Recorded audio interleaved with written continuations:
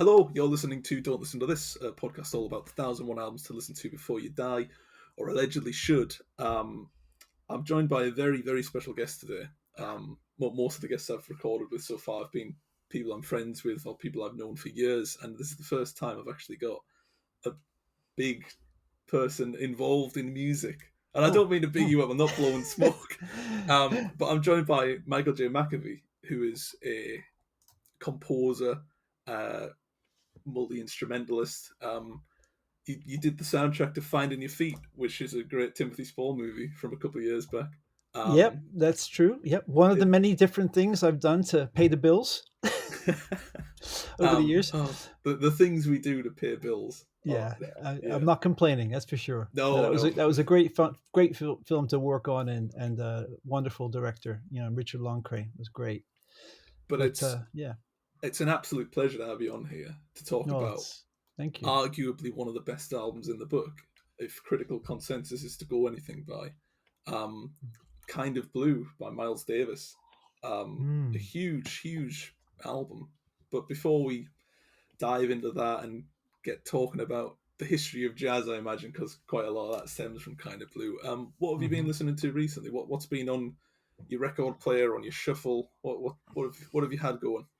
Well, I mean, I suppose that to be honest with you, a lot of time I'm listening to my own music that's work in progress, because I'm always juggling, 4 or 5 things. But there is a band I love, and I've been listening to their new album, and it's an instrumental group called the Yellow Jackets. I'm not sure if you've ever heard of them. But, I've not, no. Well, funny enough, they've been together for over 30 years. Wow. And I mean, the lineup has changed a little bit over those years, but the key member, a guy named Russell Ferrante, is the pianist and somebody who I really admire his work. And their new album is called Parallel Motion, and that literally just came out this year. And I saw them at Ronnie Scott's not too long ago, and they're an instrumental jazz. I suppose you could say you could maybe put them under the genre of jazz fusion, but that can sound a bit like fiddly and technical. And although they are very technically proficient, I find them very soulful, melodic, and just beautiful. And the way they work together and communicate musically, I just find a joy, because I think for me that's one of the sort of wonderful things about musical collaboration is when you hear musicians interacting and kind of respecting and loving each other, musically speaking. So that's basically been the thing that I've been really getting into, and some wonderful compositions on that album. And in particular, I shall name one. If anyone ever goes on Spotify, it's called Il Mio Amico. Il Mio Amico. Sorry, my Italian is not very good, which means my friend. And that's a Russell Ferrante composition on Parallel Motion. So that's a little plug, just for because I love them. I'm going to give them a listen as soon as we're finished here. Cool, nice. Yeah, one. It's always good to discover new music. I think especially music from this year. Having so much spare time, kind of just working from home and listening to music, it's been great. I mean, I've got an album behind me there from Sloppy Jane called Madison, which is incredible.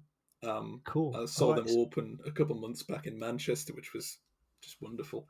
And I'm sure we can keep putting off talking about the album we're here to talk about. But live music, nice. That's a great thing that we can do again, huh? It's like get out and see people, performing rather than watching them on a little screen. It's wonderful. To be fair, I'd only been to one gig before lockdown. And then after it, I went to see Elvis Costello about 2 weeks before we were locked down. And then ever since then, I've gone a bit crazy with the amount of gigs I'm going to. I'm off to Bob Dylan next month.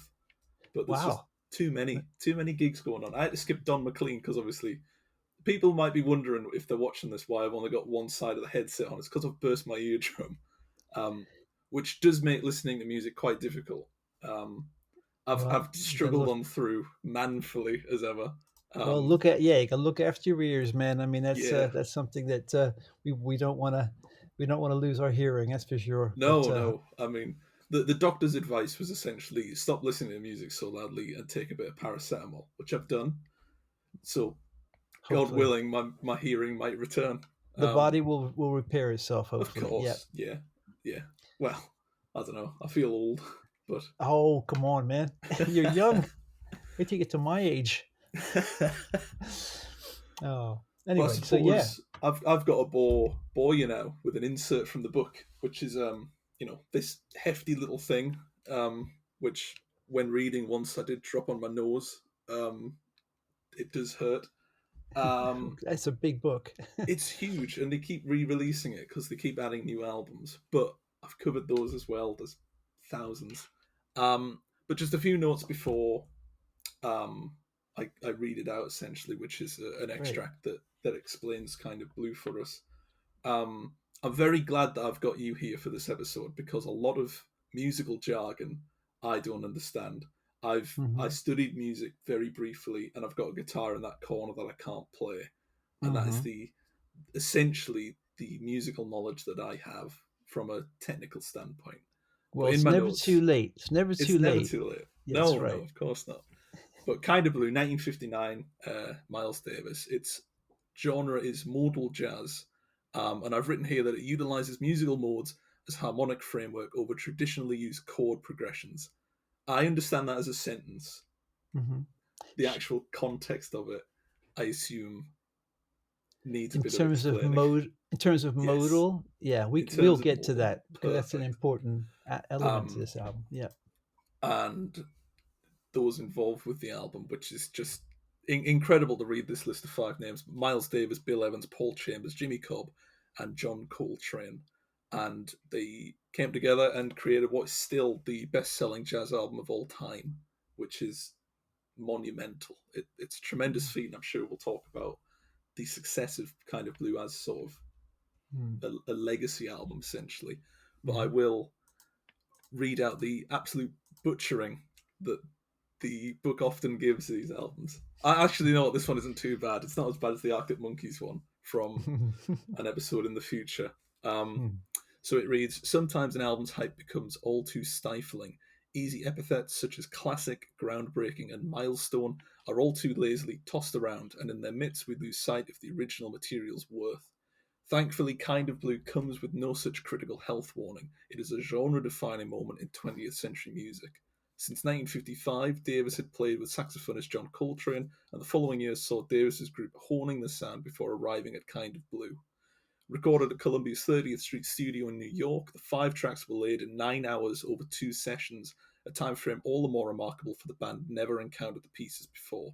This was a plot Davis frequently used, feeling that individual artists would consequently focus more on their performances. Davis also only relied on brief preparations, but managed to lead his players in a scintillating display of spontaneity. That is a nice description. Mm-hmm. So my major question of Mm-hmm. that is, what do you think of the album that we shouldn't describe, but I'm going to do it anyways, as a classic groundbreaking milestone, which is Kind of Blue? Yeah, I mean that is I suppose looking at it in a sort of historic context in terms of what was happening in jazz. I think, um, I suppose, and also you got to think in America during this time, the civil rights movement, sort of started to kick off in '55, and there's a kind of a shift away from. I mean, it's been written about quite a lot. And there's particularly this book by Ashley Kahn, which I would recommend if anyone is interested in kind of getting into the real minutiae detail. But I've had that book for a couple of years now, and it's gone on into it here and there. But one of the things that was pointed out was that these guys have been playing essentially, kind of show tunes, the standards, where they would, take these kind of long kind of melodies and chord sequences, and they would expand on them. And that was the kind of classic approach to jazz, at that time. Of course, I don't know, bebop, which is a very kind of complex sort of, fast, frenetic kind of use of scales on top of these chords was something that really was, I suppose, innovated by Charlie Parker, and of course Charlie Parker, Dizzy Gillespie, that sort of that bebop school. Miles actually kind of got into that. He was actually replaced. Um, Came in and played in the band after Dizzy Gillespie left, mainly because Parker was getting into heroin. It was a very bad time, and but he learned a lot. But one of the things he did learn is that he's not really a fast player. He didn't like playing that way. His voice, he felt, was much more like a singer, like a vocalist. So anyone who listens to Miles, this album particularly, you'll hear a very sort of plaintive, reflective approach to his trumpet, and it's like an extension of a singer, a voice.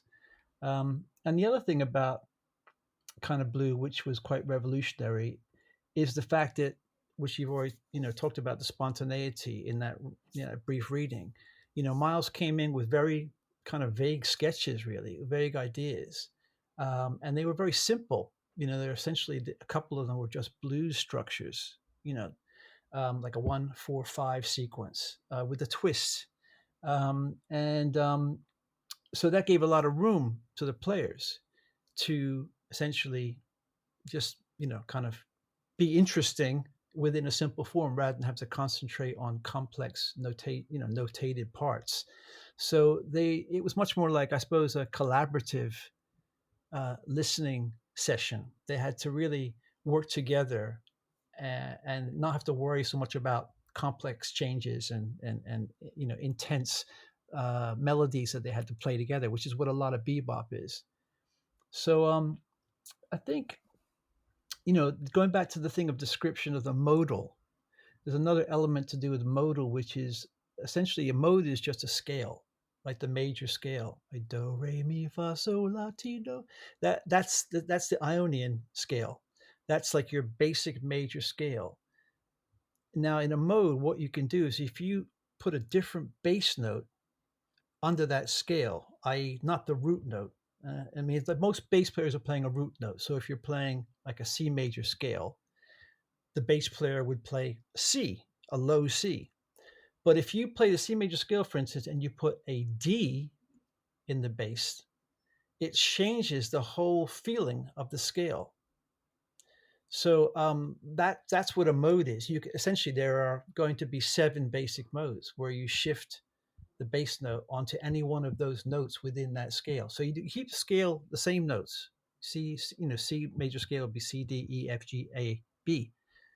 But the bass note, because it's a kind of a low frequency, it gives you a sense of a foundation. It changes the nature, the feeling of the scale, of the notes, and a different feeling.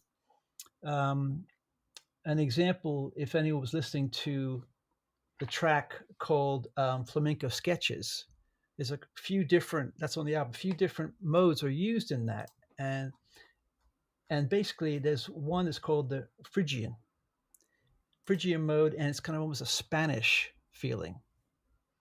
And that's just, basically where the bass note is on the 5. So 5, the 5th note in the scale.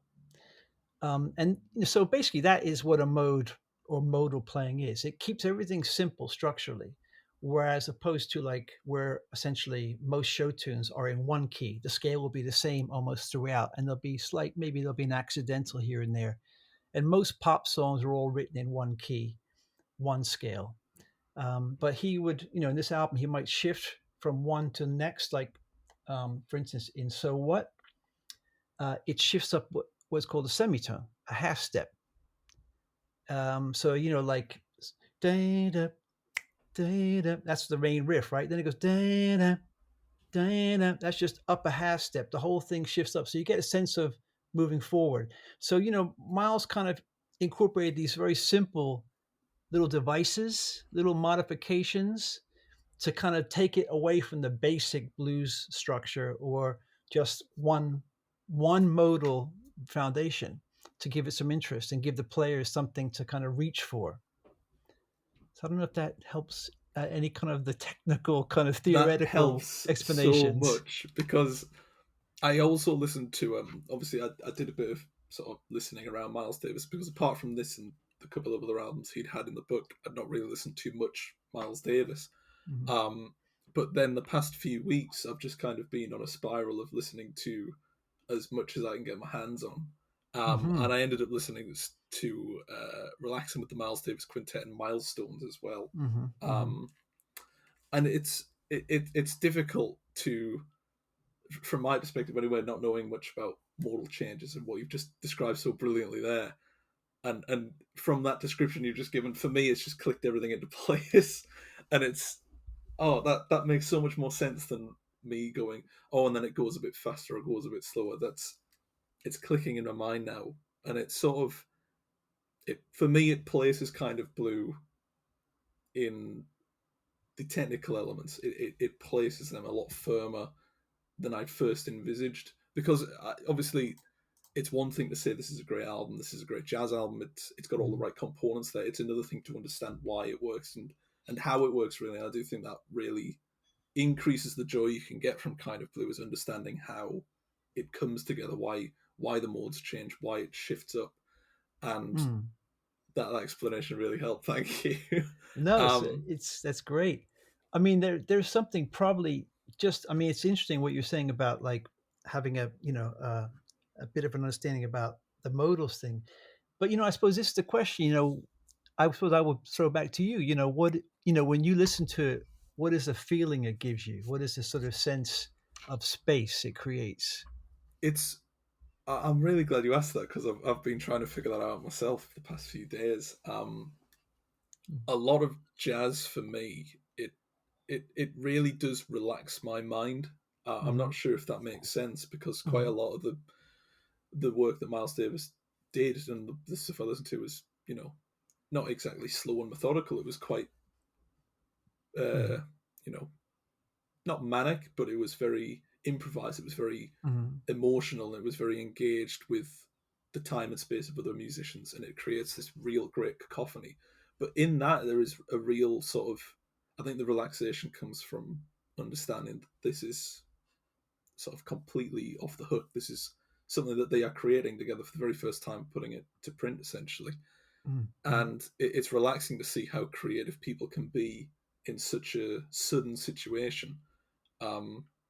It's gotten to the point where I've started listening to Miles Davis and Herbie Hancock just to enjoy and relax with, or just not as background music, but sort of to focus.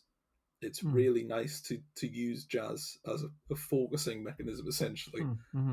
For me, especially on Kind of Blue, I mean, if you take the first track, which is So What, which is absolutely incredible, it's the slow build, it's the rise, and then just the feeling it can create is just as important as the instruments that come together.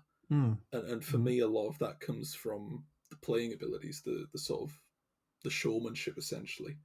A good bulk of it does relax me, and it's nice because, obviously, to be honest, before I listened to Kind of Blue and the jazz albums that are in pre-1980s for this book, the only jazz I'd encountered was the Bonzo Dog Doodah Band and the Monsters Inc. theme song. Okay. That was my cultural analysis of jazz for a long time before I'd actually. They're both pretty fun, yeah. Especially the Monster Inc. It's quite snappy, that one. Definitely. But I suppose I should ask you, what does jazz make you feel? I mean, for me, it's quite relaxing. It's quite moving as well, I find. It's some music that really, it's, if you'd asked me pre-2018, when I didn't really pay much attention to music, what moved me, it would have to be clear lyrics. It would have to be lyrics that would take a message and move you. You don't need that, really. And I think Kind of Blue, especially, but jazz on the whole, is argument enough to say instrumentals can move someone. They can make you feel, they can make you think. And Kind of Blue is probably the defining example of that. Yeah, I mean, that's the thing about Kind of Blue. It's, I suppose one of the things that is an important, kind of an important thing to reflect on for me is like, why is Kind of Blue, out of all the jazz albums that have been made, under that banner of jazz, why is it so popular? And my feeling is, and this is like, I think I got this feeling when I first heard the album, because I wasn't particularly, my sort of development as a musician from youth was not like, I was not a jazzer.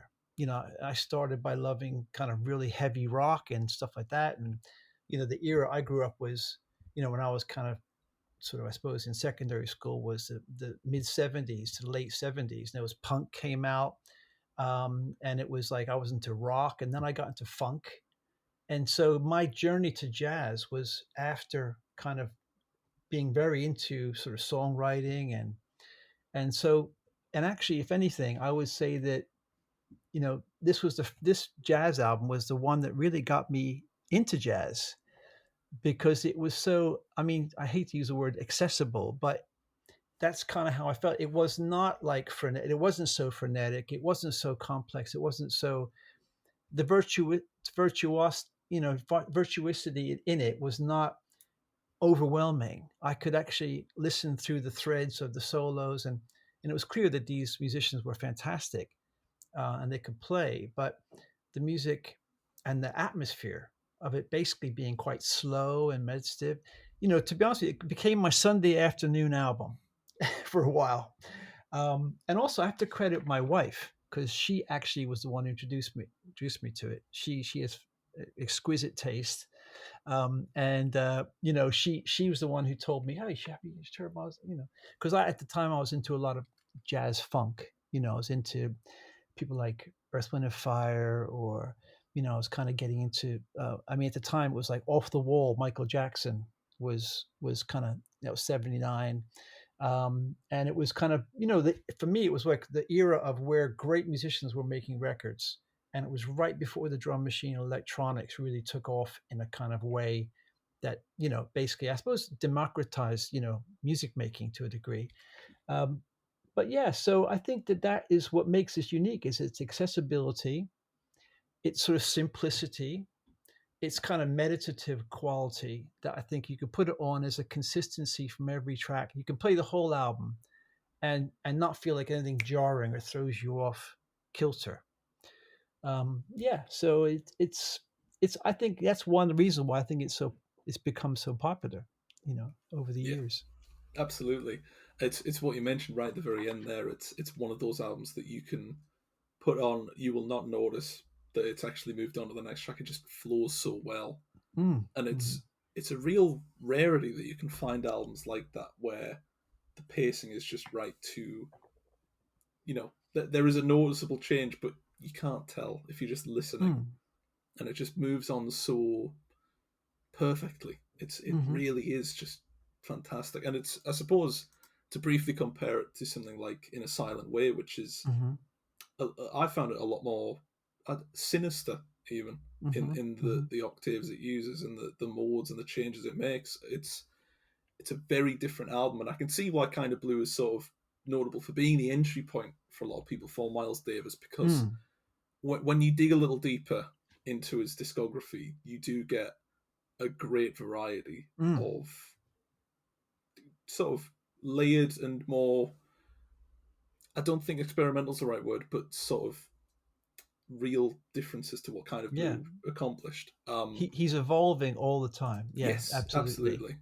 And I think I was listening to Miles Ahead a couple of days ago, Mhm, um, which I think is good. mhm, You mhm, can see, you can kind of see why Kind of Blue is the people are like, this is it. This is the mhm, introduction to his work. But it's his debut album, Round About Midnight, did that to me. What Kind of Blue did to everyone else, where it was, this is something special. mm, mhm, Um, and I suppose it, this is the third time I've listened to Kind of Blue, and each time has gotten better. So I can mhm, only mhm. imagine that if I listen to it enough times, it's going to eventually take the top spot, which I gave to different class in the first episode. Mhm. And the It, whole it, point of this experiment is finding out if there's something hmm. better. Um, It gets under your skin. It definitely, it you does, know. absolutely. It's kind of the first time I listened to it, I guess it was an experience where I just thought that was good, and I never thought anything more of it. And then I've made the rounds a second time, where now that I've developed my musical brain a bit and actually given sound a thought, I've thought, well, I better go back to these old albums, because a lot of it, like the In the Wee Small Hours by Frank Sinatra or Elvis Mm, Presley's mhm, debut album, I'd listened to and thought that's good, and it never crossed my mind again because I didn't think of it at the time. I didn't think it was worth diving in a bit deeper, which is ridiculous, obviously. But in hindsight, it was kind of just, I'm a busy student who wants to listen to albums between drinks. But going back to Kind of Blue, it it's amazing. it's so mellow. Mm. It's just a very progressive album, in not just in the sense of where Davis's career was going, but also in the sense of musically, really as a piece of technical quality, it's up there with some of the greats because of what it managed to achieve Mm. for Mm-hmm. Davis, for Coltrane, for the people that were involved in the recording, but also for the genre itself, which Mm-hmm. again I suppose is kind of why it's considered the pinnacle of the jazz genre, especially if it's the highest selling of all time. What do you think of that though? Do you think this is the pinnacle? Do you think this is the best it gets? I I wouldn't I would hesitate to sort of elevate it to that position of being the best of jazz, particularly. I think that, the thing about it is it's a kind of a marker it's a kind of a it's one of those moments where I think things shift, things change. And I mean, Miles did that a few times. I mean, you mentioned In a Silent Way, which obviously a completely different lineup, but those musicians, I mean, Joe Zawinul, Herbie, kind of Chick Corea, people like, I mean, Miles had a way of, I think, being a band leader, and choosing is, it's like casting. It's casting a great movie. It's like, he was able to put people together. He had that experience as a band leader, and also bringing out the best in those musicians of the time. Another thing I think which Miles was just a genius at was ability to sort of see the culture and to shift and change and evolve with the culture that was going on. In his way, he was very political. He confronted things. He was quite a radical in his way. He obviously, there's been biographies of talking about how whatever selfish he was, and he's obviously went through his issues and problems like a lot of creative people do.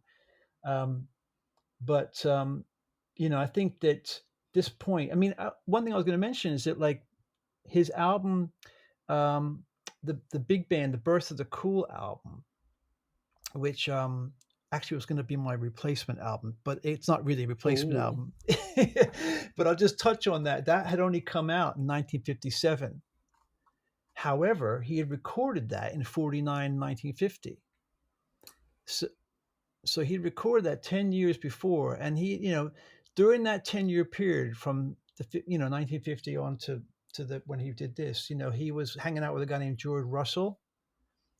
George Russell was the one who sort of essentially, I suppose, he created this book called The Chromatic Lydian.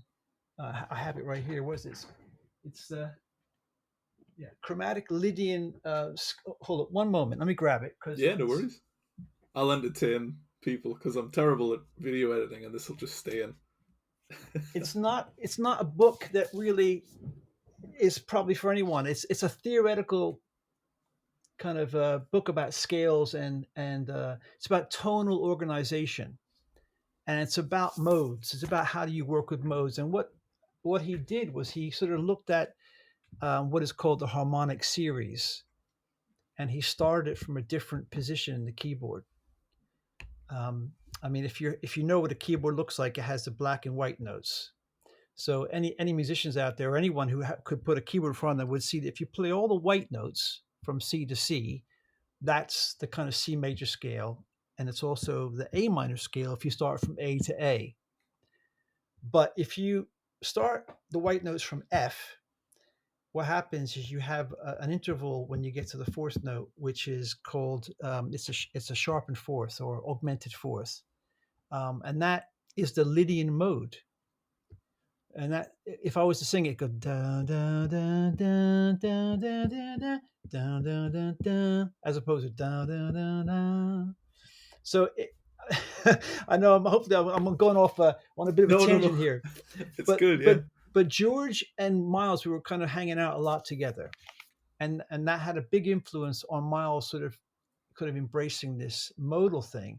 In addition to that, there's modes are very much a kind of, I suppose, you hear them in African music, and you hear them in sort of exotic, sort of Asian, and if they don't, the the Western way of organizing music is to do with a key signature, where all the chords and melodies stay within the key. They don't shift. If they do, they shift in ways that have been developed out of kind of European Western art music tradition. So Miles was obviously into lots of different influences. Anyone who reads about it, he was into classical music, Ravel, and Debussy, the Impressionists. He was into lots of different things. He was a very accomplished, worldly musician. So, and I think in The Birth of the Cool, you'll hear a lot of almost classical kind of writing, chromatic, really dense harmonies. And I mean, he essentially played on that. He didn't write any of this stuff. Um, so, I think it's this kind of era of the 50s leading into the 60s. And this marks it. The cool, suited, cool guy, he's turning his back to the audience. He's like, he's an artist now. He's not just playing the show tunes, for the kind of people having drinks in the club. He's I suppose, putting himself in a position that's very different. And that continues, of course, after that. He kind of continues that, I suppose you could say, almost radical, confrontational stance. Experimental, as you even said, they used the word. I think it is. He was innovative. He was trying to kind of go forward and break down barriers with music. Absolutely, yeah. Um, you can tell, so often with his music as well, and it always amazes me, especially with the sort of the amount that Miles Davis released. I mean, if you look at his profile, I know Rate Your Music isn't exactly the gospel like IMDb or something, but 67 albums roughly is what they've catalogued, and a lot of those all released within the same year. If Porgy and Bess, Kind of Blue, working with the Miles Davis Quintet, 1959, all three of those. Obviously, recording dates will differ, but it seems as though he just didn't stop. He did not stop recording and innovating, and to do that so frequently is just, regardless of genre, it's impressive. And I think that sort of cements his legacy, as well as Kind of Blue, as a sort of a real example of not just how often he would experiment and innovate for the genre's sake, but how consistent he was with doing that. And there's very few artists I could name that have done the same for their respective genre, where they've constantly and consistently gone, there's something more I can add to this, there's something different I can do to bring the genre to its next step. I truly couldn't name many. Miles Davis, obviously, and then the list kind of gets a bit thin. The work he provided afterwards, obviously, we've got ESP, Miles Smiles, In a Silent Way, and then Bitches Brew as well. It's do you think any of those come close to capitulating and capturing essentially what he discovered with Kind of Blue? Well, I mean, I find those. I mean, in a silent way, I do get into that. I mean, I find Bitches Brew just the kind of, I suppose, the violence of it. The kind of intensity of it. But there's actually, I think, there's a reason for his kind of direction, which I think has to do with the times. What Black Americans were dealing with, and that during that period. During the 60s.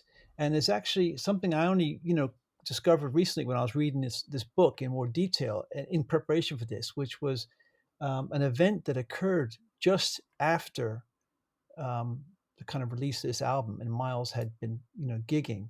And I didn't know about this, but he was beaten up by some policemen really badly. And, after that, he kind of, a couple of people are quoted in his band that that this really stopped him from creating for a number of years. And in fact, I think what it was said in the book was that what Columbia did was repackage a lot of stuff that he hadn't actually recorded during that period, and just to kind of keep it going. But yeah, basically, he had just finished a recording at Birdland, and it was on the 25th of August. I think it must have been the same year of the album. So it was very, very recently after the album. um, and apparently he emerged from this from the club, and which was on Broadway in New York, and a patrolman, patrolmen, they kind of had a they basically attacked him, apparently because he was escorting a white woman to a taxi. So there was lots of witnesses, and apparently one of the detectives, a guy named Donald Rolker, was apparently drunk.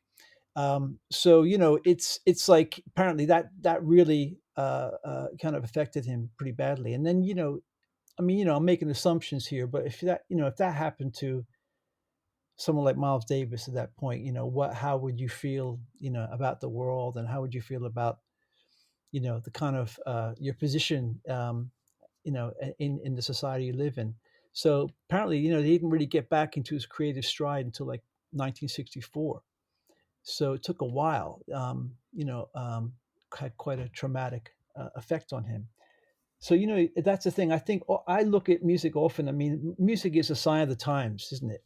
I mean, you were Yeah, saying it yourself, absolutely. like with bands like Arctic Monkeys, and there are some bands out there that created people who are doing more than just entertaining. you know, Absolutely. they're representing the times and talking about them. It's some of the best albums, not just in this book, but in general, are music that stems from either a real personal place or an event of recency. One of the Hmm. most impressive things for me with Arctic Monkeys is that they've turned colloquial working class exhibitions essentially Hmm. into rock songs that are played in clubs. Hmm. Pulp Hmm. did the same, other bands have done the same, and it's the beauty that comes from personal experience that I've always found drives music at its best, and I think Kind of Blue is no exception to that rule. Um, Definitely, well it's said. Yeah. it's absolutely one of the fundamentals. Really, it's I think of some of the great lyricists like Nick Cave and Leonard Cohen, where Hmm. they've really thought about their own life. I always think Hmm. of I think it's the Boatman's Call by Nick Cave, which he did just after he broke up with PJ Harvey. Hmm. The real personal elements of those lyrics, something like Into My Arms, which is just a beautiful track. Oh, Hmm. some of the best songs, some of the best albums being made out of personal strife, Hmm. injury, disaster, and it almost feels like an exorcism of sorts, a sort of a real culmination of these. This has happened essentially, and a real understanding of it comes out in musical form. Hmm. And Hmm. I don't think it's any coincidence that some of the best albums have done that. And it's like you said, the anger found on Bitches Brew, which I do think is on the list. Last time I checked, it Hmm. was. Hmm. Um, it is a very angry album, but in a way, Kind of Blue is not an angry album, but it certainly cements itself as an album of the times. With, like you mentioned, the civil rights movement at the time. Hmm. It's it's an album that cements itself not just in the history of the genre, but the history around it, Hmm. the impact of the outside world on the artist within, and it's rather emotional at times. And I do think, just to loop it back to what I said earlier, the real emotion for me comes from the composition. There is always a reason that an artist chooses that word instead of this word, or that note instead of another, and it's clear on Kind of Blue. I think that's sort of my entry point to jazz was Kind of Blue, and it's Hmm. seeing the emotional variance of it that really helps. Um, a couple of months ago, I watched Herbie Hancock from home at Glastonbury, and it was Hmm. Hmm. seeing him relive those memories essentially, and it's kind of why I've got such interest in the live performance, the sort of the energy that Hmm. comes from retreading old memories, and obviously we can't do that because unfortunately Miles Davis has passed away, but seeing reunion tours. I mean, Hmm. just recently, Suede have gotten back together to do another album, and their Hmm. whole album is a reflection of their old work. And a lot of music, like I've repeated about 4 times now, a lot of music does come from reflection, and Hmm. Kind of Blue does feel like a reflection of where jazz was at the moment in time, but it doesn't reflect enough to cement itself there. It's always innovating, it's always moving it on to the next step, and I think that's kind of rightly why it's being given that label of the best jazz album of all time. I do understand that reasoning, the understanding of it's a legacy essentially. Mm-hmm. To say it is the best jazz album of all time, though, does feel a bit sweeping.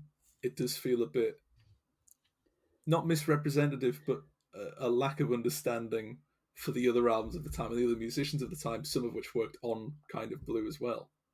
Absolutely. Well, yeah, I agree. I mean, I think that this is the thing about music, isn't it? It's subjective, and at different points in one's life, something that maybe years ago wouldn't have felt very relevant or wouldn't have connected with, another point it might. I mean, I think that's the beauty of any kind of creative output, especially if it's been made from a sense of purpose or a need to express something that is, like you said, very personal. You reminded me. My brother gave me Quincy Jones's new book, notes, 12 notes on. I can't remember the title of this thing. I'm terrible. It's called 12 Notes on Life and Creativity. Yes, yeah. And I've only just read the first chapter and the introduction. And Quincy Jones is someone who I've kind of he's taught me so much by listening to his music. And also his life, just how he is as a person. And he's another one who's sort of another individual who came through an incredible amount of trauma. In his early life, his mother had a serious psychotic, episodes where she was institutionalized, and then he was on the streets and joining gangs, and he was able to get away from that. And he used music as a way to kind of process his trauma and his pain. And I think a lot of creative people, that's why they need to make music. It's something that kind of they do for their survival. And I think keeping if those creative if when creative people keep that part of that is the important element, rather than getting caught up too much in the business and the kind of fame and the celebrity, and kind of know why they need to do this. That's the biggest challenge, because the way the business is run, you become a product if you become famous. And people like Miles was always in conflict with his record company and people like that, to kind of keep his artistic freedom and integrity. And I think that's easier to do in jazz, because jazz doesn't make a lot of money, on the whole. um, but when you have millions and millions of pounds being made on a tour by a major band, filling up stadiums, the kind of need to keep on pushing them and keep on going, that's why we have so many problems with mental health. I mean, thinking about the book that Ian Winwood wrote recently. This one. Yep. Bodies, yeah. Absolutely. I mean, I devoured that, and I have so much. Wonderful. It's fantastic statement about what it's like out there. I mean, it's especially recently seeing how many musicians have essentially held their hands up and said, "I've bitten off more than I can chew. I need to take a break." So good. I'm so glad they have. I'm so happy to see it. I mean, I've got tickets to two of the artists that did say that. Essentially, came out and said, "We need to have a break," which is just. I think even 10 years ago, you wouldn't have seen that. People would have powered on through, and it really just the impact that would have had would have been horrible. And it's just such a positive step that musicians can actually take a step back and go, I need to have a break. I need to unwind. I need to relax, because I think a lot of creativity, especially those that work in music or writing, they enjoy their work that much that they don't realize that they actually need to take a step back from it. This used to be a hobby for me, writing about music and film, and now it's a job. But it's a job I enjoy. So writing about it so much gets to a point where it's, if you don't stop, you're going to have a burnout, and you're going to have to. You really need to take a step back. And, important, very important. Oh, absolutely. To do that, I could fill a book like Winwood did on that, but I think for Miles Davis, I watched Kind of Blue, which is a fantastic documentary from Stanley Nelson, and he cites some of the influences on sort of the early career, and two of the influences he mentioned are Charlie Parker and the arguments between his parents and the animosity that was present there. And like you said so well there, it's music is a process for people. It's a process of of emotion, and it's a process of dealing with something external by creating something within. It's necessary for some people. It felt necessary for Miles Davis, which I do think to a degree explains how creative he was and how often he put out new and essentially excellent music so consistently. It's kind of tragic in a way that it's marred by tragedy, but the output is really something else. Well, I think the thing is, I suppose, everyone in the world goes through difficult stuff, don't we? I mean, and I think in a way, that's why music, particularly, or good writing, you're reading, getting lost in a book, or going to see beautiful art or films. I mean, we identify with the characters or the thoughts of the lyricist or the sound. Sorry. It's all right. Was that your cup of tea spilled there? No, Or was it just luckily it noise? wasn't. That's all right. It's Okay. further away, but yeah, I mean, that was almost tragedy. No, not really.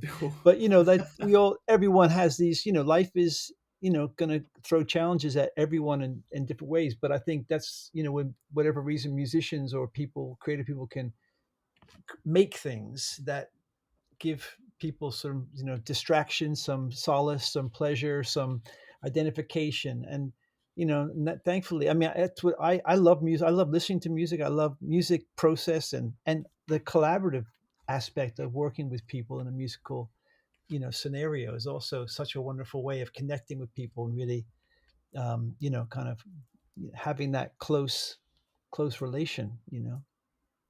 Absolutely. I couldn't have put it better myself there. I actually got a print above my desk of Hunter S. Thompson being attacked by his typewriter. And I always look up at that and think maybe you should have a break. Take just it in easy. case Yeah. that happens. Yeah. It's like my hang in there buddy with the squirrel on the wire. But That's good. That is I really. suppose you mentioned earlier that Birth of the Cool would be your replacement album. And I was wondering why. I don't disagree necessarily, but I'm interested. Well, that's interesting. But it's a very different kind of album, of course, as anyone who's heard it will know. I mean, Miles didn't write anything on it. It's all very notated, um, and it's all compositions by the people who were in his nonette. It's a nonette, so, and it's a strange combination in a way. It's not your tip. It's not like a big band album, you know. It's and this is the thing about Miles. Almost what, well, not always, but most of the time, Miles would come out with something that is groundbreaking. I mean, his stuff with Gil Evans, his orchestral stuff, Sketch to Spain, or O Porgy and Bess, which you mentioned also earlier. But the thing about Bertha Cool, which for me appeals to me so much, is I love arranging. I'm a composer, and I do write notes. I love having those open-ended, free spaces, which are similar to like what Miles does in Kind of Blue, where it's very simple and people can, evolve and develop the kind of structures, the simple structure by the way they want. But also I like to sort of, I suppose, kind of pillar those with written sections. In fact, I'm going to give a very early little plug for an album that I've just recorded last Tuesday Oh wow! in one day with my 10-piece band, 10-piece Wow! jazz band. So I mean, it's basically called the Michael J. McEvoy Big Band at the moment. Working title, very boring, but it's based on a score, or the themes that I wrote for a score for a documentary called The Jazz Ambassadors, which was on Channel 4, was on BBC. Sorry, it came out in 2018. It's shown every so often, but I'm lucky enough to write the original music for it, and it sort of highlights a period between 1955 and 1963, where the U.S. State Department sent jazz musicians overseas to the African countries, gaining their independence, to Greece, Egypt, behind the Iron Curtain, actually, into to Poland, and it features Louis Armstrong, Dizzy Gillespie, Dave Brubeck, Duke Ellington, and the Glenn Miller Orchestra. So that that sort of film has a lot of obviously musicians who their music is in it, but I kind of created a live band score, which is the kind of glue, because really what it does, it follows the whole progression of the civil rights, movement from the murder of Emmett Till, the riots and in Little Rock, and all these sort of events that really kind of, I suppose, were catalysts to really kickstart the civil rights movement that eventually forced the law change in 1965. The kind of getting rid of the Jim Crow laws, and and basically African Americans getting the vote. Because essentially in the South that they weren't able to really because of the way the structures were. So I did a gig with the themes, and now I've recorded it.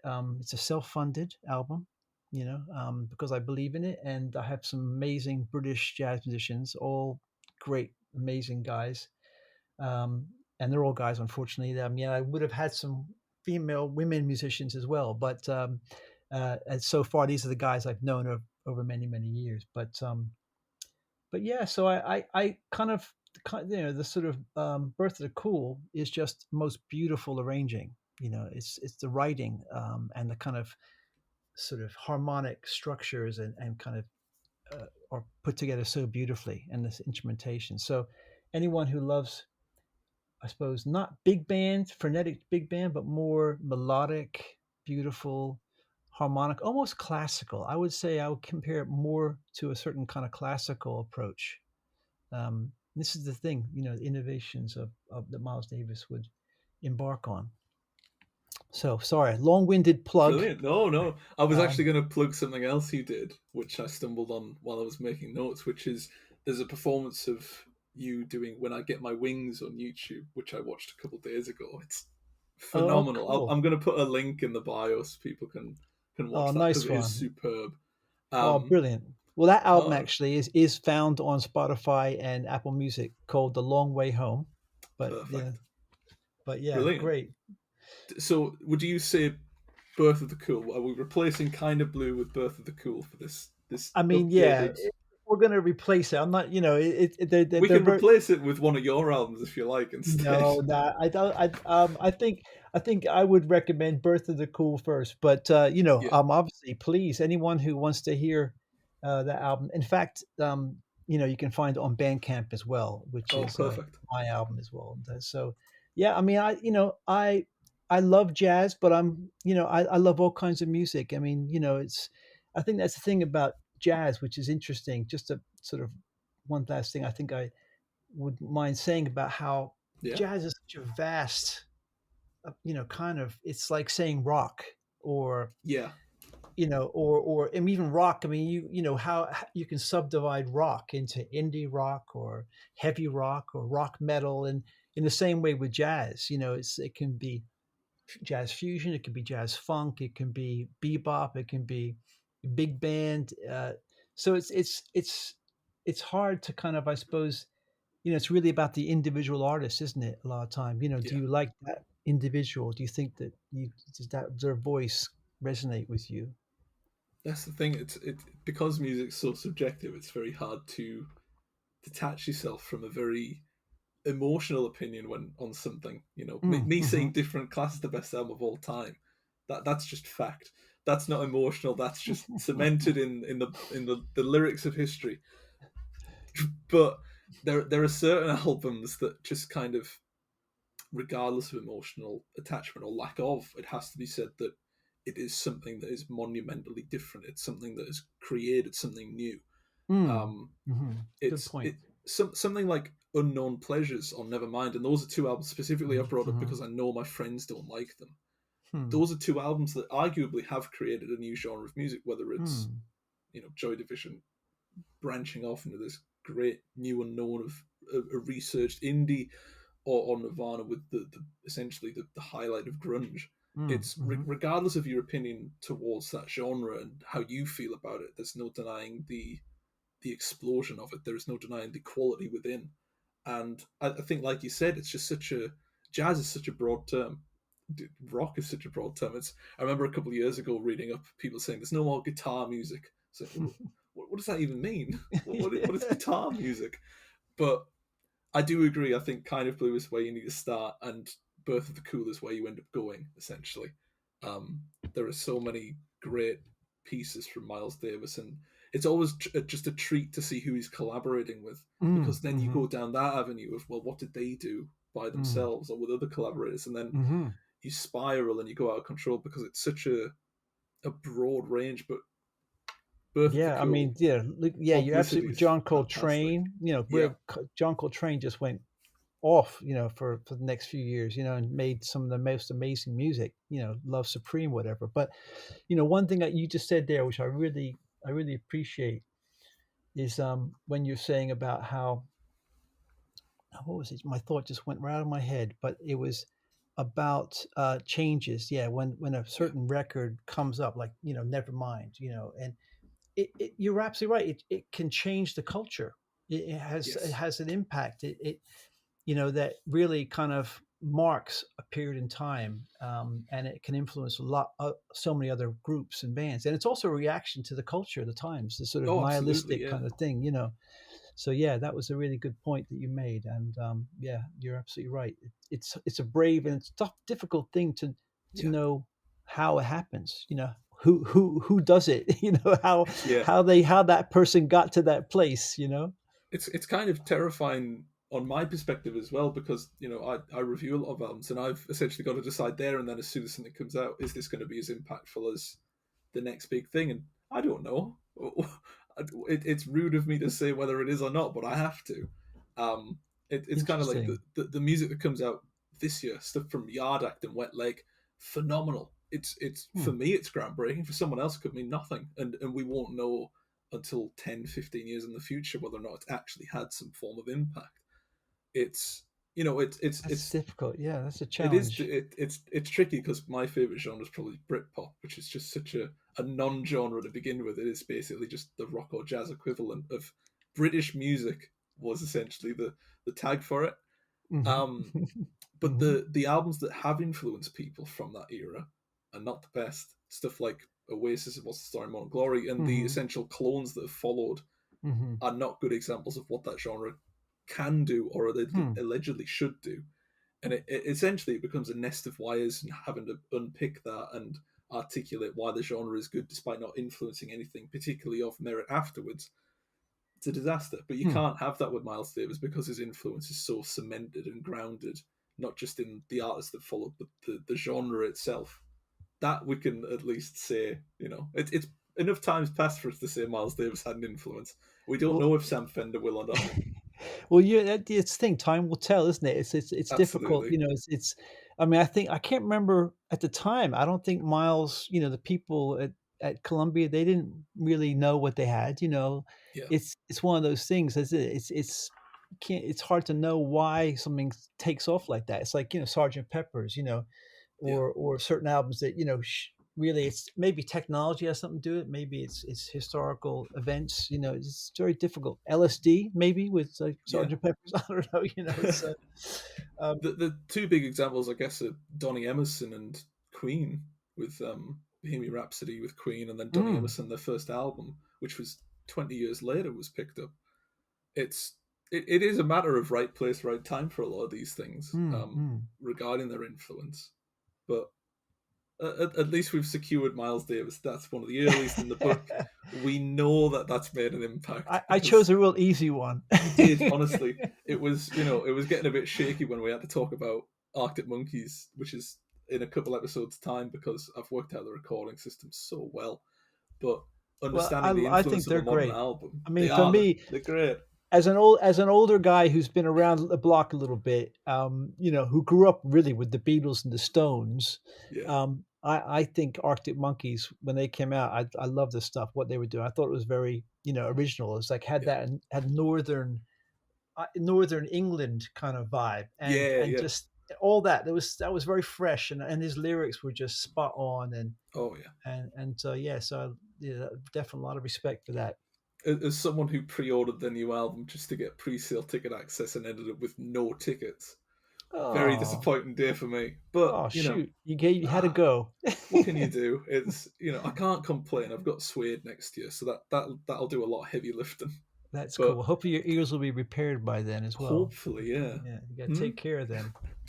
But I suppose we're at the point where we get to plug even more our Twitter and our places of work where we can give more work to people to read and listen to, which is always the best part Nice, of these man. things.